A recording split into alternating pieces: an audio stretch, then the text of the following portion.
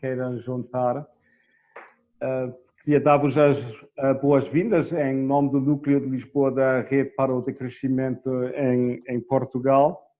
Como sabem, já viram também no mail que devem ter recebido, nós tínhamos planeado fazer estas sessões de forma presencial, por ocasião do 25 de Abril, para ver se esse momento, enfim, definidor da nossa democracia pode vir a ter uma interpretação, ou se podemos dar uma interpretação mais decrescentista a este momento.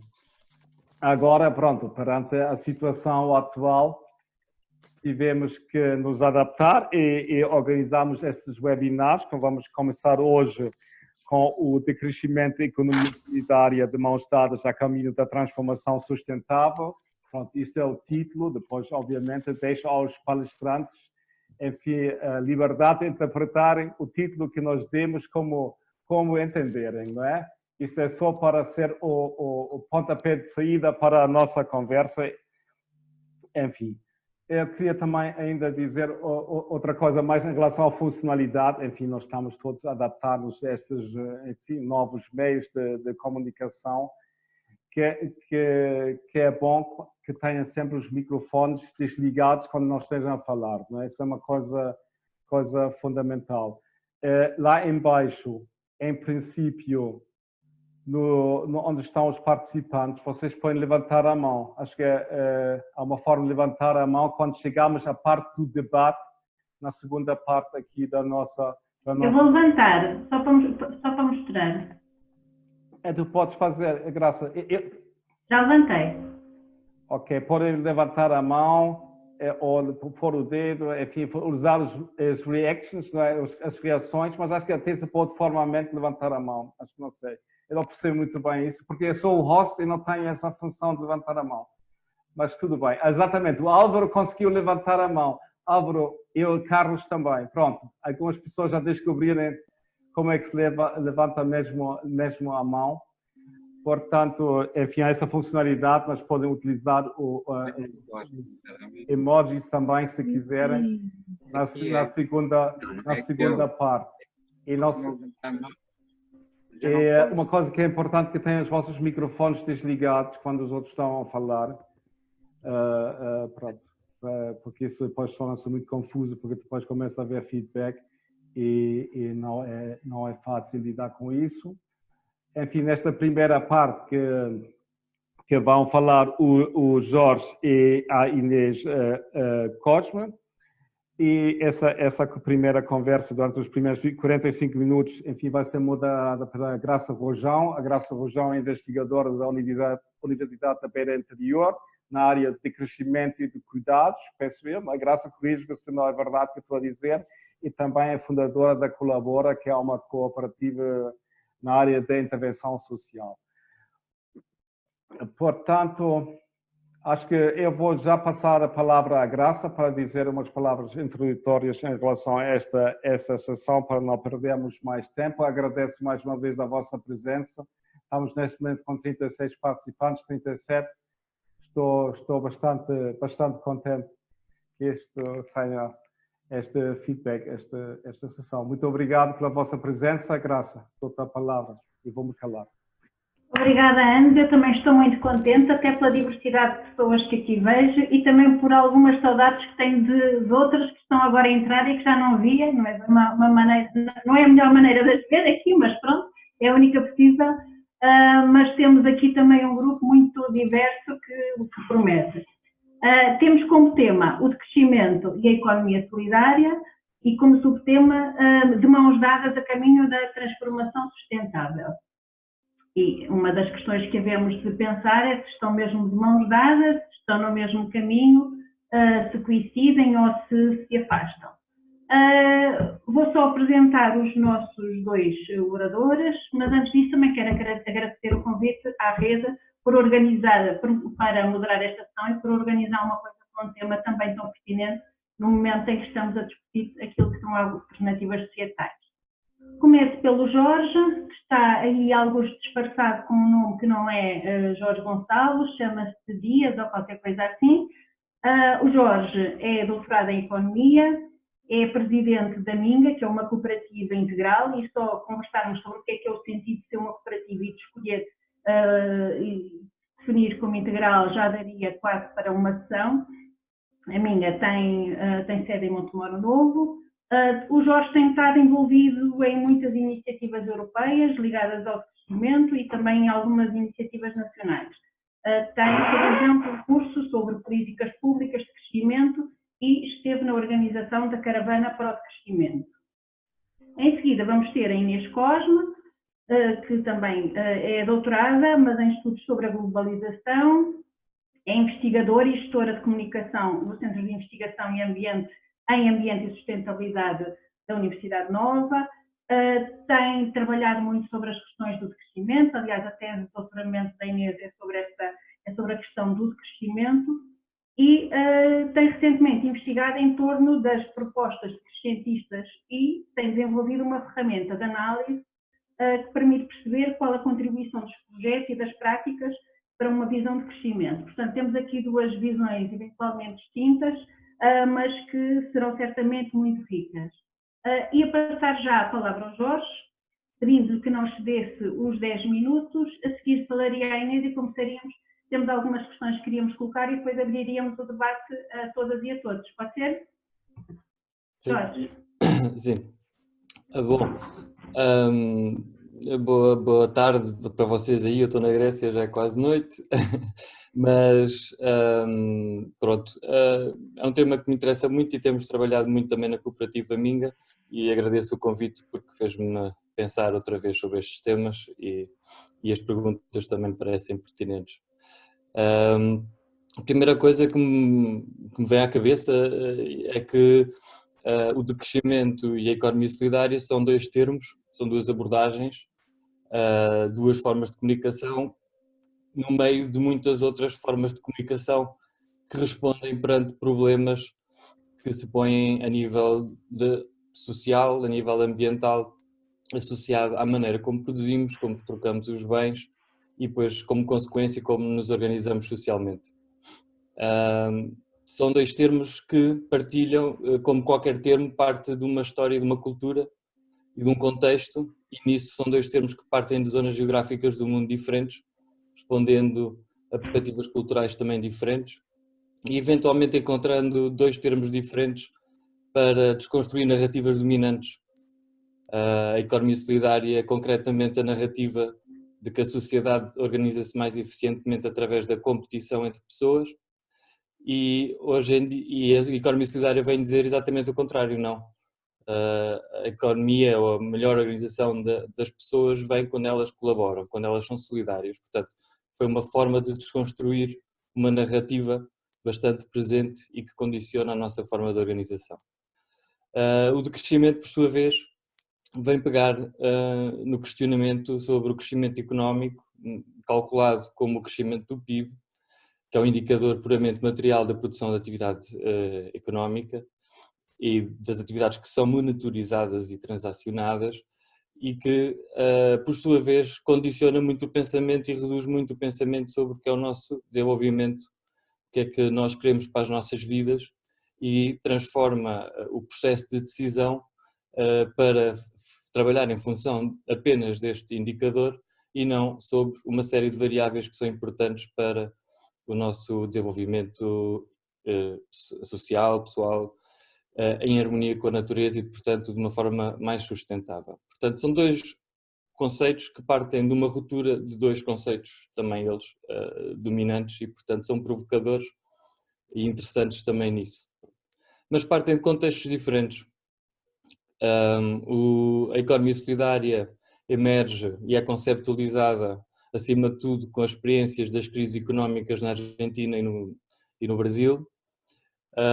E, portanto, estamos a falar dos inícios dos anos 2000, finais dos anos 90, inícios dos anos 2000, em que aparecem as moedas sociais, em que aparecem novas formas de organização das pessoas nos bairros de Buenos Aires, e no contexto do Brasil em específico temos o contexto das favelas, com muitos problemas sociais, e uma das organizações que surge é o Banco Palmas, no conjunto de Palmeiras, no bairro de Fortaleza, que é uma auto-organização de pessoas para responderem a problemas que tinham, não só da sua habitação e do urbanismo em si, dos serviços que existiam, como também de autocriarem emprego, porque era uma zona que entretanto tinha bastante desemprego, não vou entrar em pormenor, mas e este processo que se passa no Conjunto de Palmeiras depois acaba por ser batizado, e estes projetos que surgem através da colaboração das pessoas e vem a ser conceptualizado como economia solidária,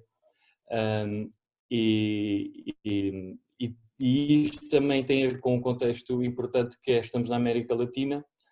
É interessante que a economia solidária e o de crescimento surgem da mesma força que é o fim da colonização, é o fim da Segunda Guerra Mundial, que transforma a relação dos territórios totalmente, e basicamente o que nós temos é um sul, ou o que estava colonizado, a passar a ter autonomia, e começa a questionar a antropologia que se fazia, os processos de desenvolvimento estavam a ser impostos, e começam a aparecer uma série de iniciativas dos campesinos em toda a América Latina, e no Brasil também muitos movimentos, e também ligados ao movimento intelectual, à antropologia, à sociologia, à geografia, através de Milton dos Santos, e isto começa a ser uma reflexão do Sul e do não ocidental sobre agora já não somos colonizados, como é que nos organizamos, como é que nos percepcionamos,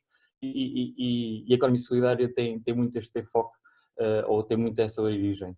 Já o de crescimento, ao contrário, é um conceito que emerge acima de tudo no norte do planeta, da perspectiva, a meu ver, mais associada às culturas ocidentais e às economias ocidentais, e que vivem o pós-colonialismo de uma forma diferente, mas com as consequências mais ou menos idênticas.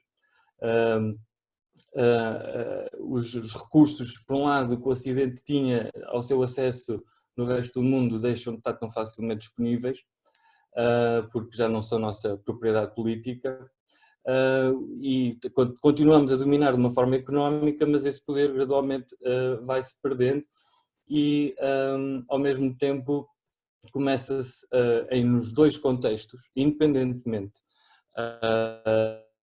das causas e dos questionamentos que estavam por trás, começam a ter ambos problemas sociais, que podem ser puramente daqueles mais óbvios, que normalmente são o emprego, a falta de rendimento, dificuldade na habitação, para problemas sociais mais complexos e mais subjetivos, tem a ver sobre o que é viver e porque é que estamos em vida, e a importância de colaborarmos e de estarmos em participação numa vida social e não numa vida individualizada, fechada em relações puramente individuais, individualistas, materialistas, e uma percepção de que realmente a vida se calhar é um bocado mais que esta construção narrativa do mais rendimento, mais consumo, mais felicidade, e em ambos os casos desigualdades a serem criadas e problemas ambientais e de recursos a serem gerados, problemas demográficos também a serem constituídos, num processo histórico que surge, que é um processo histórico contínuo de crescimento das trocas mundiais. Isto acontece há milhares de anos, mas que foi acelerado e transformado politicamente pelos últimos 500 anos, que é os processos de colonização, e depois mais tarde com a Revolução Industrial, que transforma o valor das coisas e transforma a forma de organização da produção, nomeadamente através de a criação de especialização, monoculturas ou produções de cadeias de valor globais, e toda a economia a funcionar numa relação à distância, porque havia recursos baratos, porque havia uma transformação também política a acontecer, e uma soma de circunstâncias que nos fez chegar, portanto, a um ponto em que no Ocidente se lança o livro Limits to Growth, que é que ele próprio vem de industrialistas europeus preocupados com com o que viria a acontecer, portanto a noção de que havia limites ao crescimento é uma noção que não só faz parte do ideário das pessoas que trabalham para uma alternativa social e económica, mas também das próprias pessoas que estão no poder e que sabem que os recursos não são infinitos. E, portanto, há esta percepção muito forte no Ocidente e em ambos os casos levou a pensamento sobre como nos organizamos. E chegaram eventualmente a pontos muito próximos uns dos outros.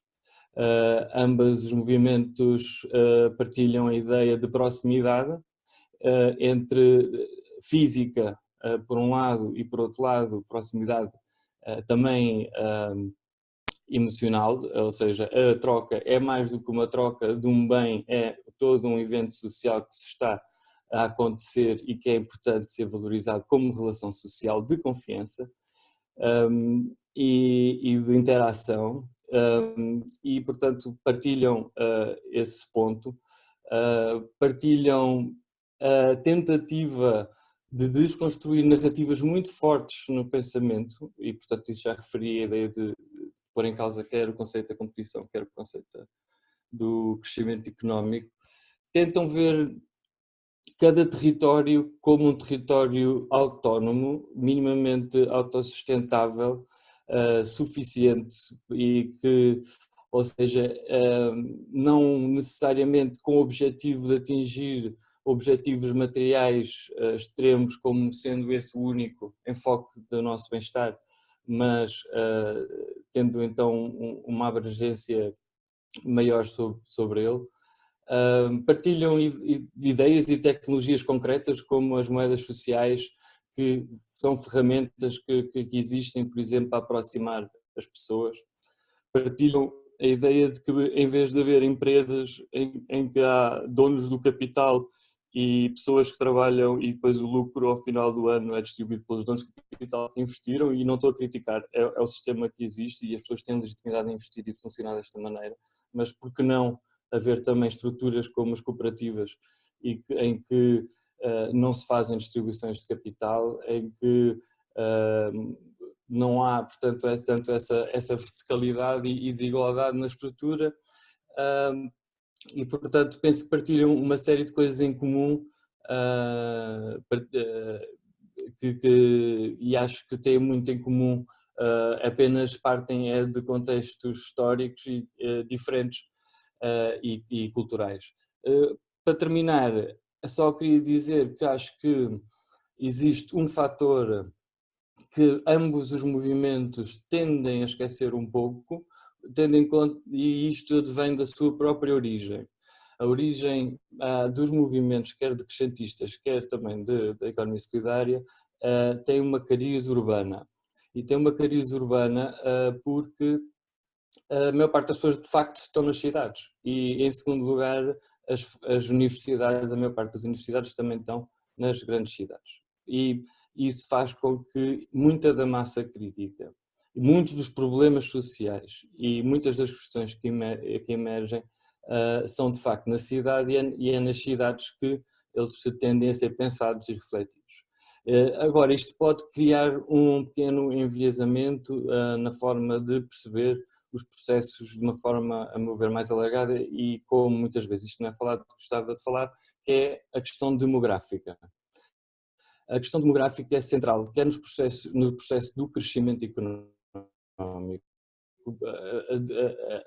A criação de grandes metrópoles e a organização de grandes centros de distribuição tem a ver com os temas de produção e de trocas globais em que estamos inseridos, em que depois as pessoas são pequenas peças que vivem nos edifícios dessas cidades e foram aumentando cada vez mais as densidades dentro das cidades, e para além disso foi-se alastrando o seu circuito e portanto fomos chegando a valores cada vez maiores de pessoas a viverem nas grandes metrópoles e em maiores grandes densidades.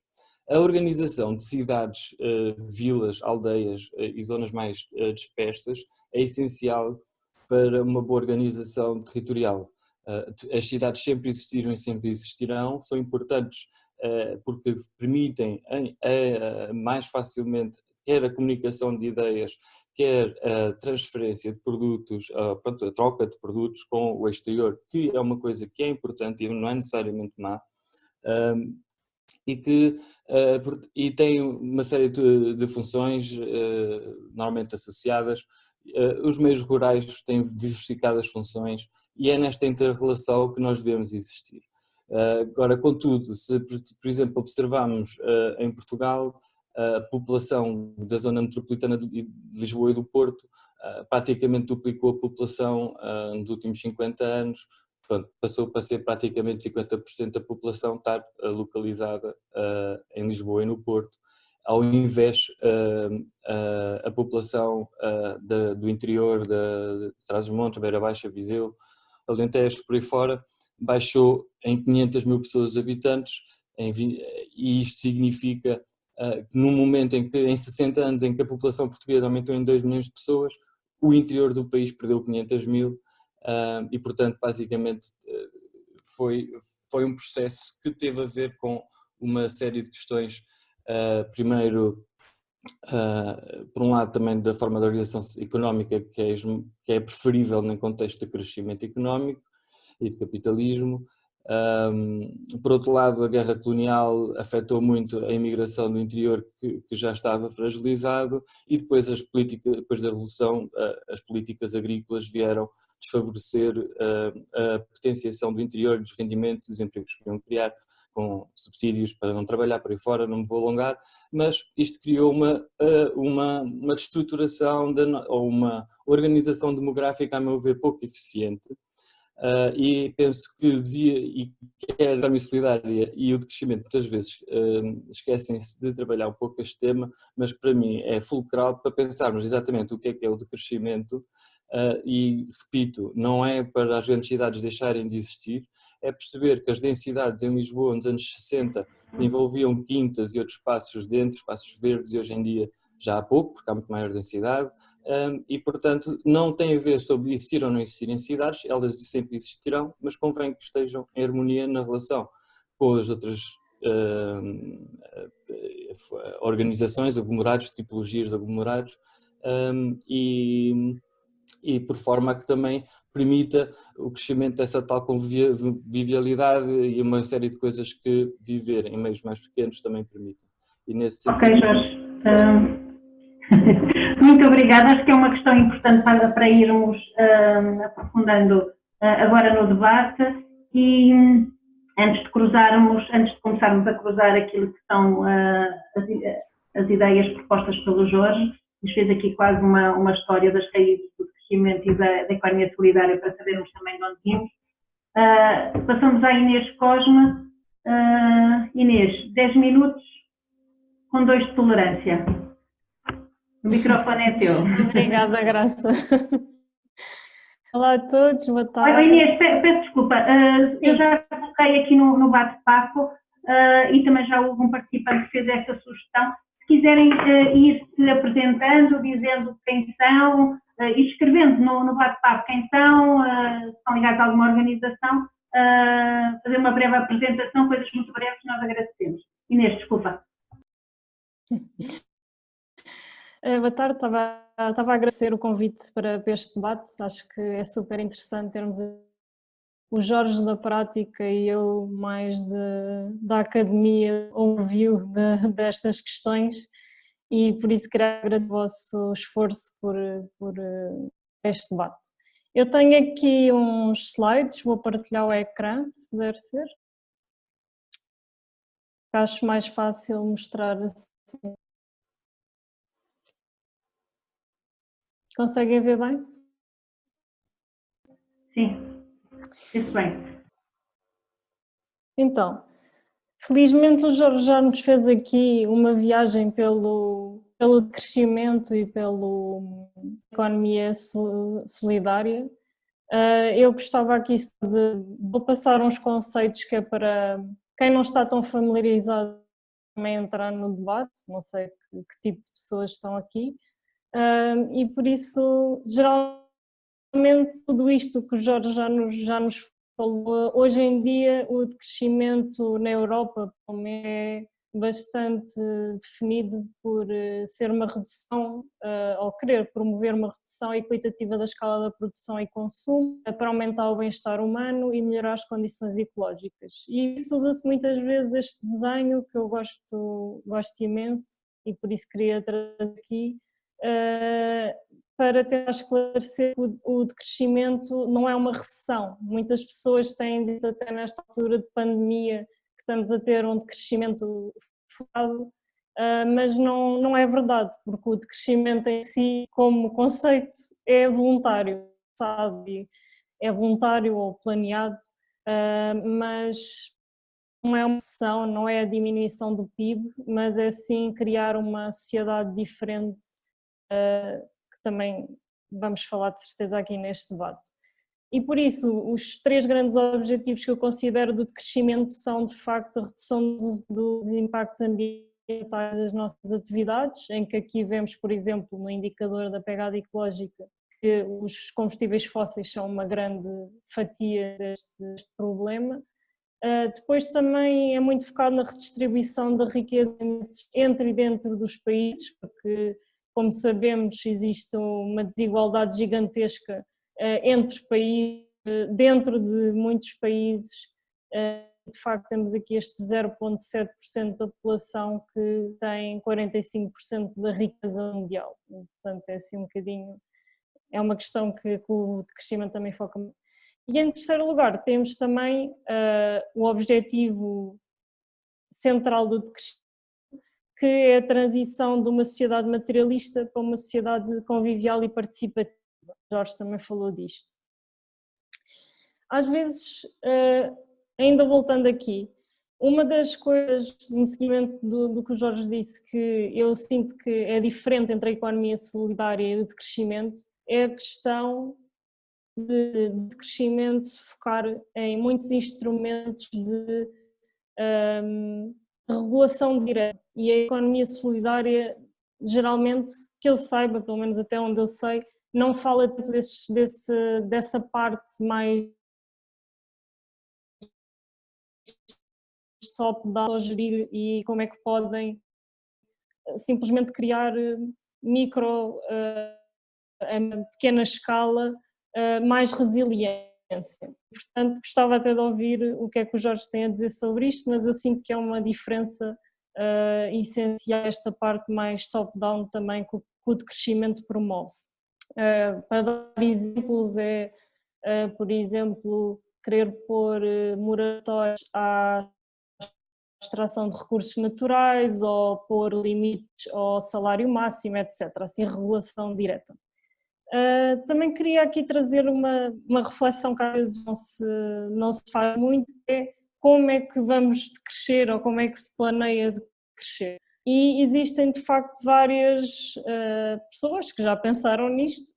Organizando as ideias, temos basicamente 3 de transformação. Um é o ativismo da oposição, podemos fazer desobediência civil, etc., o que quisermos, e tentar ir contra este imperativo do crescimento económico. Vamos construir alternativas, que é o caso da Minga. A Minga, a meu ver, é uma construção de uma alternativa que tenta demonstrar que funcionando de maneira colaborativa é possível ter bons resultados, não é preciso estarmos em competição. Há esta tal parte mais de relação ao reformismo dentro das instituições existentes, que de facto também existe esta parte este debate dentro do crescimento, que é, podemos não ser tão radicais como esquecer tudo o que temos até agora, mas algumas coisas e começar numa transição mais lenta para outros tipos de sociedade. E por isso, resumidamente, o decrescimento, eu também gosto muito desta imagem, porque acho que sumariza perfeitamente o que é o decrescimento e como é que quer, por um lado, a desaceleração do consumo, da produção e haver uma redução de escala e reduzir o consumo de combustíveis fósseis. E depois reduzir também a produção e o corte global. Isto é uma coisa muito importante, de facto não se está a pedir aos países que ainda não têm as condições básicas adquiridas que usam o seu consumo e a sua produção. é uma visão mais do normal, como o Jorge já disse, de que crescemos demasiado. Portanto, se há outros países que se estão a desenvolver, não vamos ter espaço para toda a poluição e toda a extração de recursos que é necessária para as pessoas se desenvolverem todas, até terem qualidade de vida, pelo menos como nós temos nos países mais ricos. Temos também este conceito de suficiência, que tem a ver com pensarmos o que é que, talvez pensar um pouco o que é suficiente para nós viver, não entrar no ciclo do consumismo para suprir necessidades emocionais muitas vezes que temos. Temos também esta ideia de cidade, que tem muito a ver com o que o Jorge também falou, das mais e de autogestão, do convivialismo e, portanto, de voltarmos à comunidade e pensarmos também de que é a simplicidade voluntária, que tem a ver com sabermos o que é acessório na nossa vida e vivermos com o essencial. E depois temos esta parte da democracia, que é um ponto muito em comum para mim com a economia solidária, que tem a ver fazer isto com as pessoas, juntos, transitarmos para uma sociedade melhor. Queria falar aqui um bocadinho também, porque acho importante, quando se fala em crescimento, ver onde é que é inserido, e dentro de, quando se fala de sustentabilidade, que é um gigantesco, que ninguém sabe bem o que é, existem muitos tipos de narrativas. Quando falamos em narrativas, de momento estamos a inseri-las dentro das narrativas que pensam que não é necessário continuar com o crescimento económico, não é necessariamente um fim para ter bem-estar. E depois existem as outras chamadas de crescimento, as outras narrativas, que é, por exemplo, a economia inclusiva, todos esses conceitos que pensam que é através de crescermos de forma mais verde, mas continua o imperativo do crescimento económico, é que vamos ter bem-estar. E por isso temos o decrescimento, obviamente, ser numa panóplia de narrativas, como nós também referiu, que dentro delas está o decrescimento. E por isso, dentro destas narrativas, há muitas pessoas que dizem demasiado utópico, é impossível, por-se demasiado crítico, demasiado radical, que é um discurso fraco, na verdade, porque tem argumentos dispersos, não há uma direção normativa de como devemos transitar. E essa é a definição por si do crescimento, não é? Não é ser, é de alguma forma normativo, mas não é ser normativo nas soluções. Queremos que as mais variadas possíveis, obviamente fora do imperativo do crescimento económico. E por isso temos aqui, isto é só por piada, que existe estas questões de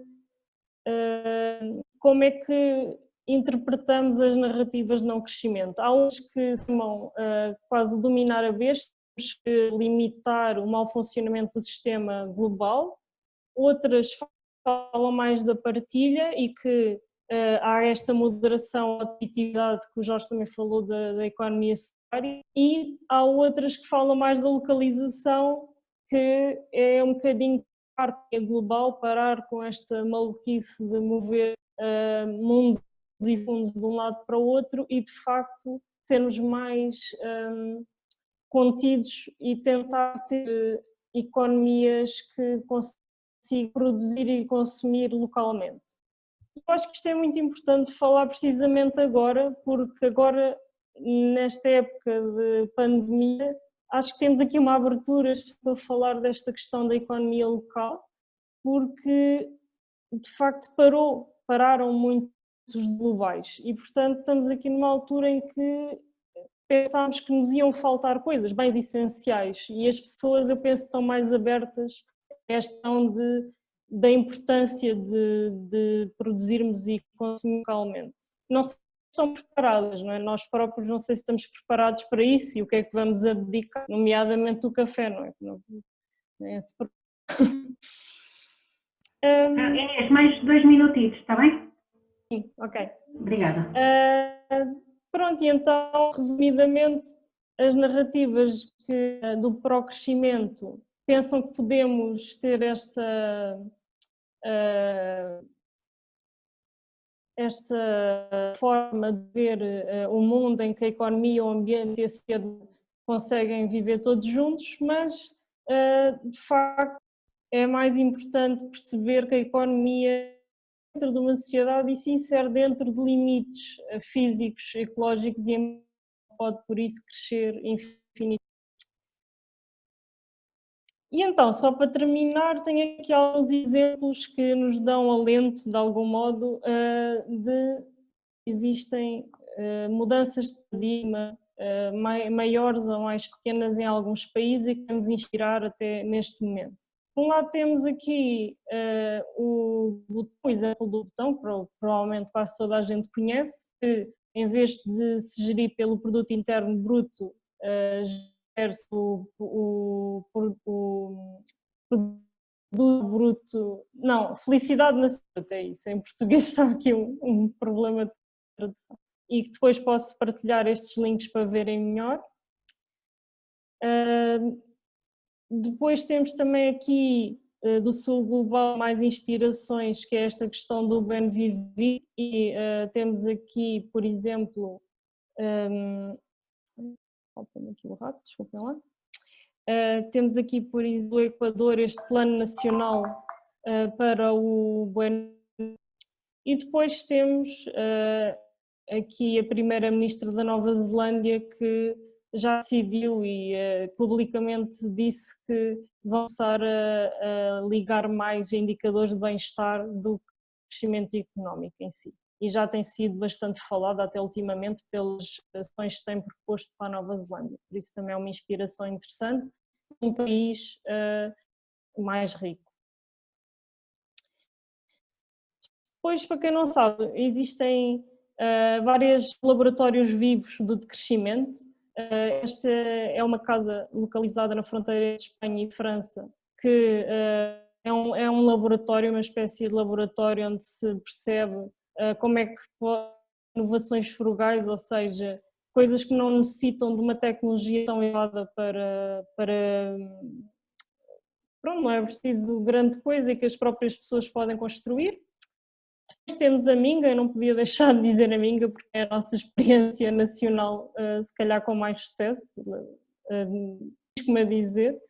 Temos também outra cooperativa que é a Biovida, que vocês podem conhecer e que também é um bom exemplo, porque no centro de governança tem a felicidade pessoal e a confiança e a cooperação e a comunicação são essenciais para a gestão deles. E pronto, acho que me fico por aí e vou deixar o resto para o nosso debate.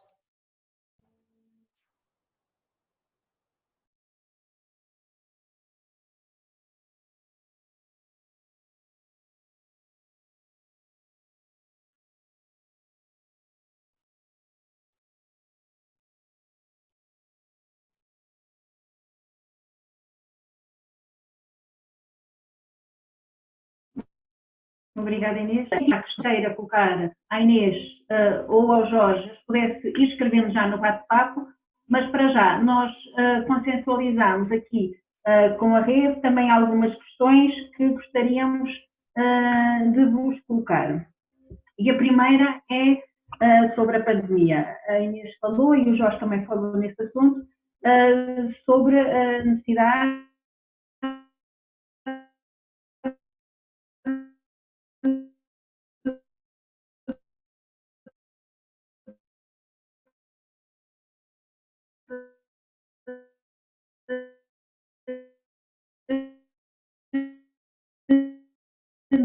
com a tecnologia como via transformação societal ou a pressão atual para o regresso à normalidade, à reabertura, vai torná-las ainda mais invisíveis.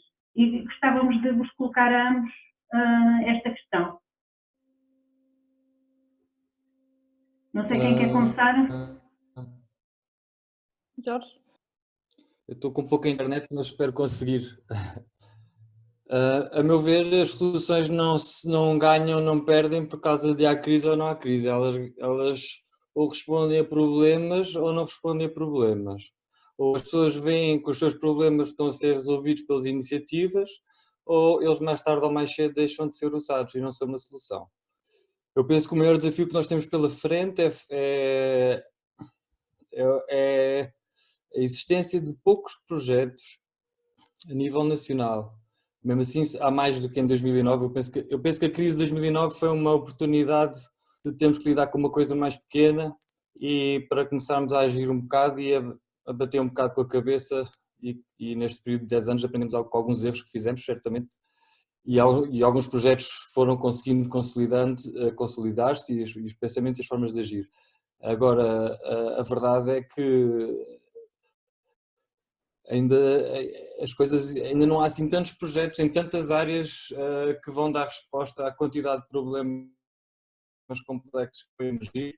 Em Portugal, neste momento, só para dar um exemplo, não há projetos significativos na área da habitação, apesar de termos um historial grande na área da habitação. A habitação vai ser o que vai mais afetar as pessoas a curto prazo, incapacidade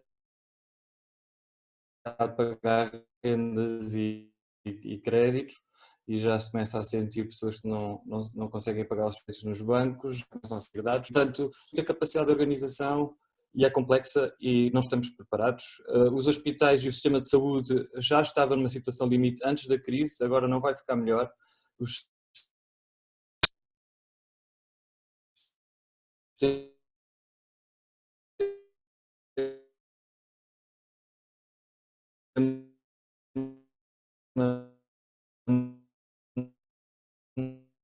não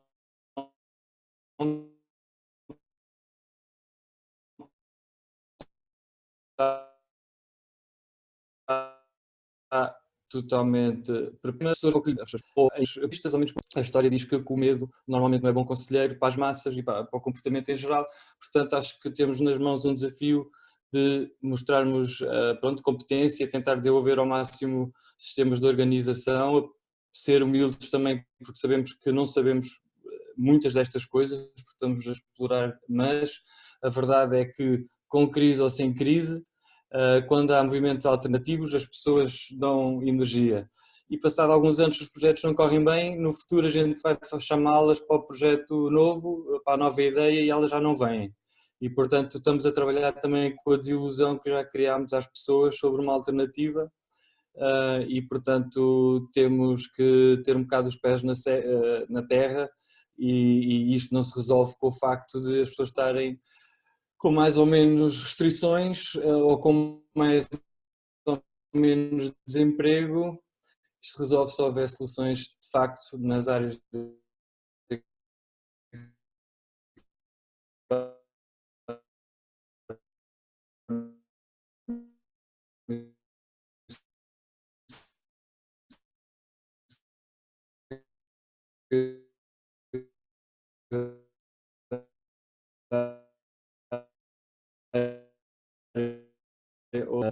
a sociedade, a consciência e outra coisa é deixar, e acho que esta iniciativa mostra isso, deixar as grandes ideologias de lado e os grandes nomes, olhar para aquilo que a gente tem em comum, deixar as diversidades, se somos de direita, se somos de esquerda, se católicos, não católicos, olhar simplesmente para as soluções e naquilo se nos revemos ou não, naquilo que estamos a co-organizar com os outros, quando não somos inimigos, somos simplesmente pessoas que estão a fazer projetos diferentes.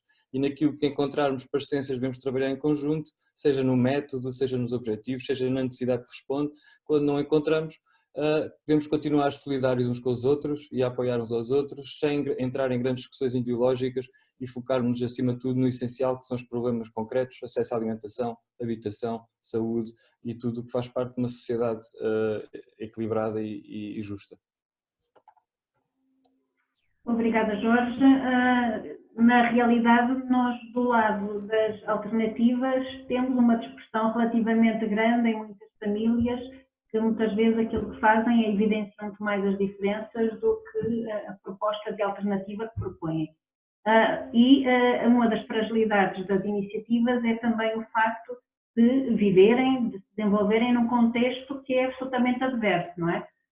Num contexto de capitalismo hegemónico, de consumismo, com um imaginário produtivista muito forte, que certamente também não facilita a sua vida, o seu crescimento, etc.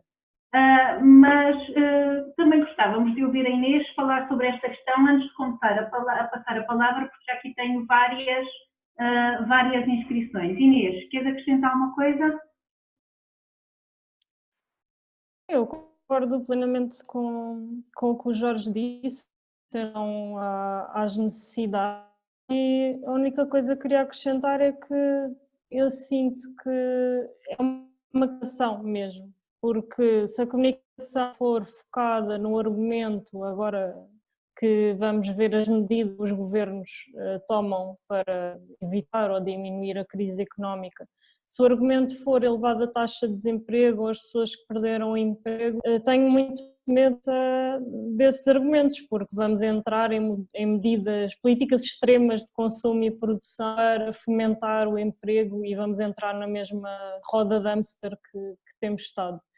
Por outro lado, também tenho esperança que as pessoas em casa não sei, tenham encontrado outras formas de tenham começado a consumir menos também, embora haja as compras online que se possam sempre fazer, não é? Mas talvez tenho esperança que não, e que se foquem mais nos laços sociais e realmente que tenham saudades dos laços sociais. Agora, as políticas maiores, eu tenho muita esperança que esta diminuição drástica do tráfego aéreo tenha feito as pessoas perceber que não podemos continuar a viajar tanto de avião, a viajar para outros continentes tantas vezes e que realmente tem que haver uma redução drástica disto e que há muitas viagens de avião evitadas com agora esta nossa nova especialidade que é o Zoom e por isso tenho esperança que isso seja uma das mudanças. E também a questão que já falei da produção e consumo, que agora que recebemos este choque de realidade, que precisamos dos produtos à volta de onde vivemos, que possa haver essa mudança. Agora, eu acho que achava que é mesmo a comunicação, se comunicarmos, como o Jorge está a falar, de quais são bens essenciais que precisamos, ok, como é que vamos obtê-los? É uma comunicação completamente diferente de precisamos de crescimento económico para suprir todas as vossas necessidades.